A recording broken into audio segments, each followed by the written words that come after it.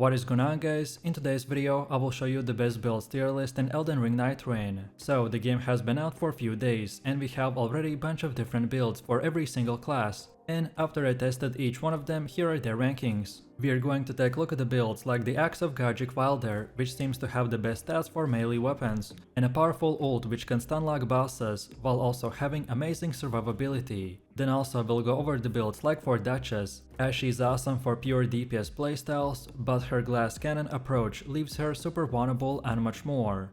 And then, just before we get into the video, let me introduce you to LagoFast, which is a software that ensures better and faster connection routes to game servers by eliminating connection issues with a single press of a button. All you need to do is sign up through their website, then download the software. Then when you have LagoFast on your computer, just log in, choose the game that you want to play, or as it's Elden Ring Nightreign, then select your server region and then click boost, and that's it. Now you can enjoy whatever game you want to play with the best possible connection and FPS. On top of this, you will get cool features like the backup and the save management tools, which allows you to edit project quantities, set up statistic data, duplicate characters, enable God mode, and repair corrupted save files. Also, you get more specific modes, such as rebalancing gameplay, enabling pause functionality, skipping cutscenes, and much more. LagoFast is truly all-in-one tool that not only reduces your ping and boosts FPS, but as you can see, gives you extra features that other players don't have. And the best thing about it is that LagoFast will continuously update all of these tools and address issues like the server crashes caused by the high player traffic, especially at the launch. So what are you waiting for? Click the link description to check them out and use my code KATE for 30% off. Don't miss this opportunity to make your gaming lag free, and I recommend to prepare in advance to start playing quickly. So let's move over to the first C tier setup, and it is the Fire Recluse build. At the start as Recluse, you'll need to leave the team and rush the Wizard Towers for good gear, but her endgame spell DPS is excellent. This specific build revolves around manipulating elemental damage by using unique magic cocktail mechanic. You will deal damage with the spells like the Catch Flame, Glintstone Pebble, or the Lightning Spear, as at the same time you absorb fire, magic lightning, or the Holy Energy. And once 3 are stored, you can cast a powerful custom spell. This caster build will skip traditional FP recovery. There's no Cerulean Flask, so you will need to manage resources smartly and rely on efficient spell use. The Recluse Staff is your core weapon, paired with the Carrion Glintblade Staff and the Golden Ordeal Seal for specific boosts. The key talismans will include the Grave Mass Talisman for sorcery damage and the Godfrey Icon to enhance the charged spells. And then the Starlight Shards will help with passive FP recovery. While strong at range, this build benefits from a melee backup weapon to conserve FP. It works best with a tanky teammate driving aggro, which lets you safely cycle enemies and unleash devastating spell combos. And next up we have B tier, and for the first one we got the Blood Ironeye build. This setup transforms the archer class into a precision-based powerhouse by excelling in range DPS with supportive capabilities. Central to this build is the marking skill, allowing Ironeye to dash through enemies, leaving a mark that increases their vulnerability to stagger. By using the Lion Great Bow, this build delivers devastating charge shots, while staying mobile and hard to pin down. Its unique skill, the Marking Dash, will let you pass through the enemies, leaving behind a mark that weakens their pose, which is perfect for setting up stagger opportunities for your team. Dexterity is your core stat, so stack it as much as you can to fuel both bow damage and the agile melee backups like the Rivers of the Blood or the Moon Well for tight situations. Then talismans like the Green Turtle Talisman will boost stamina regen, while the Shard of Alexandria will amp up skill-based damage. Overall, this setup rewards players who can manage spacing, stamina, and timing, keeping the pressure on the targets while staying safely out of the reach. With consumables like the Exalted Flesh and the Blood Grease to boost offenses, the Ironeye will become a consistent threat on the battlefield, supporting allies through pressure and disruption, rather than doing just the highest damage numbers.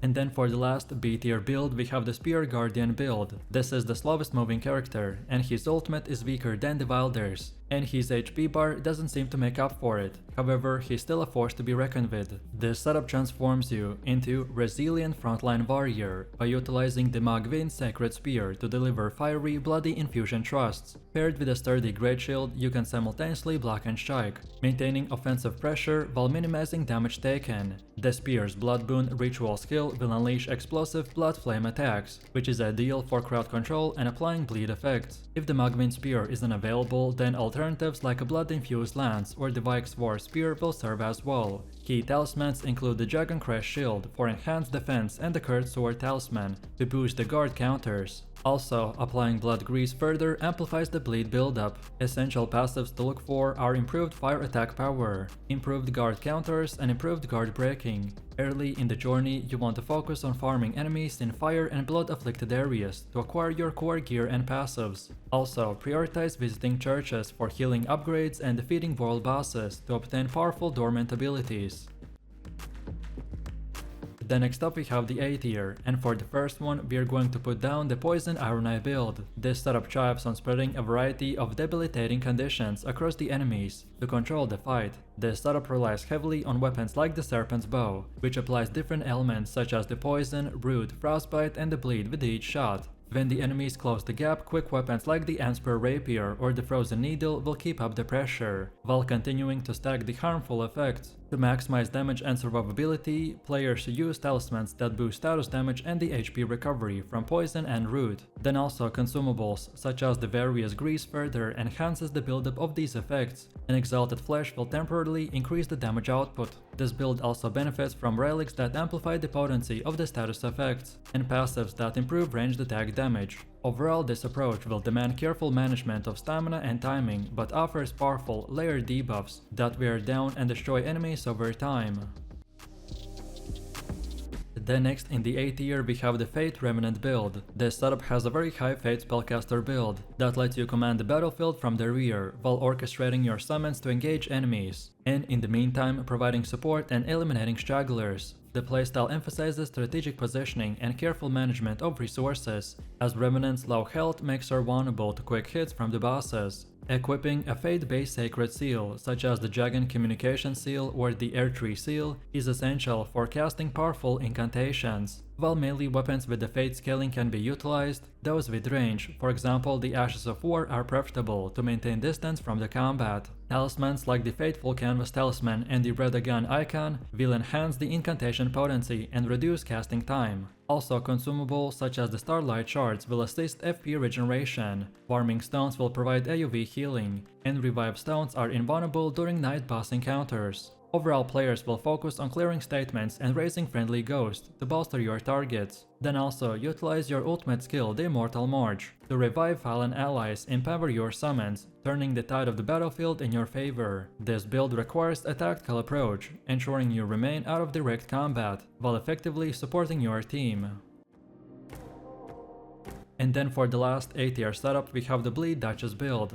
Duchess skills are awesome for DPS, but she's too much of a glass cannon to be at the top tiers. The setup is centered on quick, relentless attacks, designed to stack bleed rapidly and capitalize on the Duchess special restage ability, which replicates recent damage to amplify bleed effects. Dual wielding fast, curved swords like the Scavenger's curved sword or the Rivers of the Blood gives you the speed and bleed buildup needed to overwhelm enemies. Additionally, for added frostbite DPS, the Frozen Needle is a solid secondary choice. Then the Golden Vow spell buff will boost your overall offensive output, which complements the aggressive playstyle. Talisman such as the Lord of the Blood's Exaltation increases damage during bleed procs, while the Green Turtle Talisman will help maintain stamina for continuous strikes. Then consumables like the Blood Grease and the Freezing Grease will further enhance the status buildups, keeping the pressure very high. Overall, this build excels at pushing enemies quickly, requiring sharp reflexes and tactical positioning to maximize the restage mechanics potential. It's a fast-paced, high-risk approach that rewards aggressive and skillful play. And now finally we've come to the S tier, and for the first one we got the Holy Damage Ironeye build. This setup is designed for range combat by emphasizing holy damage to exploit Gladius' elemental weakness. By utilizing the Air Tree Greatbow, this build delivers high damage and long range attacks, though its lower draw speed requires precise timing. For added versatility, the Air Tree Bow also offers faster shots, but with a slightly reduced damage. Then in close combat, the Raptor Talons are ideal for inflicting bleed, by leveraging the Ironeye's high dexterity scaling. However, if unavailable, any high dexterity weapon capable of applying status effects will work fine as well. And then lastly, key talismans will include the Green Turtle Talisman for enhanced stamina recovery and the Ritual Shield Talisman for plus 30% damage negation at the full HP, which provides increased survivability. Alternatives like the Dragon Crest Shield Talisman and the Flame Drake Talisman also offer additional damage negation, And then on top of this, consumables such as the Blood Bowl Aromat, Exalted Flesh, and the Holy Grease will boost damage output, while Pickled Turtleneck will address the stamina concerns.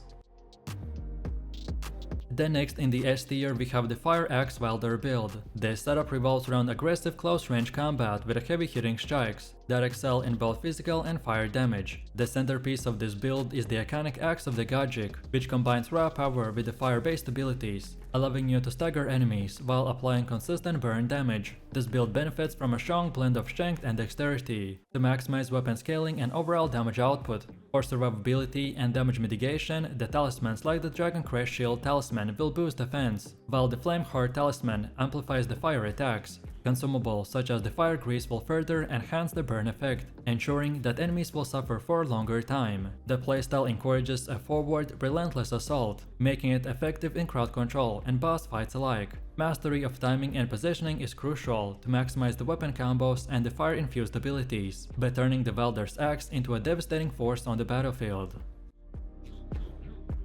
Next up in the S tier we have the Katana Executor build. This particular setup emphasizes the raw melee power combined with the versatility and turning you into a formidable frontline fighter. The core of this build is the dual wielding of a fast and high damage weapons like the Redu dagger, which scales with dexterity and delivers quick bleed buildup, which is also perfect for punishing enemies quickly. However, for heavier hits and the stagger potential, the Exile Greatsword offers powerful strikes and crowd control. Talisman such as the Lord of the Blood's Exhaustion will enhance the bleed damage, while the Green Turtle Talisman will ensure stamina regeneration for the continuous offense. This build thrives on maintaining pressure, blending swift combos with heavy hitting finishers to overwhelm enemies. Also, consumables like the Blood Grease will amplify bleed effects and add extra layers of damage. With a focus on aggressive close quarter combat, players will need to master timing and the stamina management, which makes this build ideal for those who enjoy fast-paced, relentless brawling with a deadly precision.